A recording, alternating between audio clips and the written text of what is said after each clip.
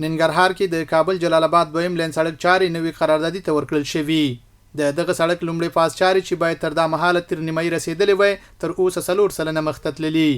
د نوې قراردادي شرکت مسؤل وایي دوی به کارونه چټک او له ټاکلې مودې مخکې بشپړ کړي. نوموړی وایي لسګونه نوې ماشینري اخیستې او په رارسېدو سره به کارونه چټک شي.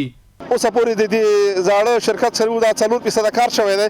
اوس په دې میاشت کې الحمدلله موږ دا کار په ډیر په تیزی او په دغه سره روان کړی دی. خو زه تاسو ته یو زیری بل درکوم چې موږ یو اندازه خریداري د ماشینري کړې ده چې ماته کې دا ماشینري زموږ ساحې ته راورسېدله. موږ مشران تصمیم لرو چې دا کار چې څومره وخت موږ ته تسلیم شوی دی او څومره وخت موږ نه غوښتنه شوې ده د هغې نه به مخکې ان شاء الله موږ تکمیل کوو. د سیمې اوسیدونکي هم د کارونو د چټکتیا غوښتنه کوي. وایي څنګه چې په کار و پخواني شرکت کار ونه کړ. شرکت والو نه د موږ دغه غوښتنه ده چې دغه د سړک چارې دی په چټکۍ باندې بوزي. ولې چې دلته جمعیتي راځي وړی راځي دلته د خلکو کورونه پکې وران شوي دي خلکو جایدادونه پکې وران شوي دي.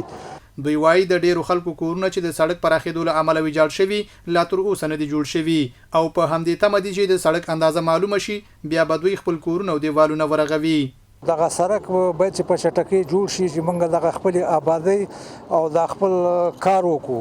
اوس د دې په خاطر موږ هیڅ هم نشو کولای چې اوس نه چیرته دیوال وکړو چیرته کور جوړ کړو او چیرته مطلب دکان جوړ کړو. موږ هیڅ هم نشو کولای.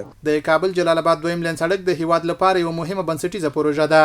د دې پروژې بشپړېدل به د ختیځ او مرکز ترمنځ تګ راتګ خوندي او چټک کړي او په ټوله کې به اقتصادي ودې ته لاره هواره کړي.